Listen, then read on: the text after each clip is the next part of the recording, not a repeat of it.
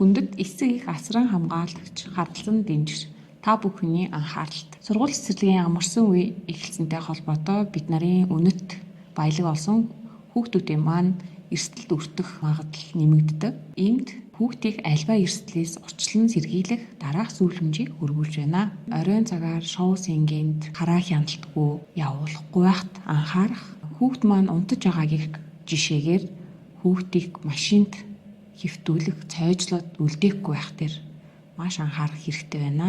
Зам тээврийн осол хүүхдийн амь насанд ноцтой аюул учруулдаг тул насанд хүрээгүй хүүхдэд мопед, суурон гэх тээврийн хэрэгслийг унуулахгүй байх. Дугуй унсан хүүхдүүдийг замын хөдөлгөөнд оролцуулахгүй байх. Хэрвээ таны хүүхэд дугуй унж байгаа бол хамгаалтын хувцсыг бүрэн өмсүүлэх, малгай, тохиовч, өвдгөөвч гэх зэрэг хүүхдийг хамгаалах хэрэгслийг бүрэн хангаж өгөөрэй. Цаг агаар маань дулаарсантай холбоотой голын эрэгт хүүхдүүд маш их эр тоолдог.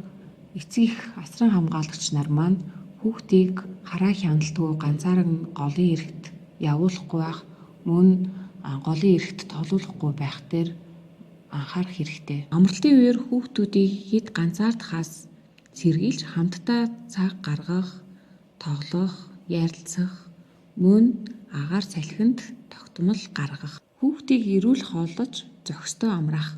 Амтд нь хэд их хийж үлсэн ундаа чихрийн хэрэглээг хянах, эрүүл хооллолоор хооллох дээр анхаарах хэрэгтэй. Бид бүгдээрээ хүүхдийн баяр баясгалан, амгалан тайван байдлыг хамгаалах үүрэгтэй.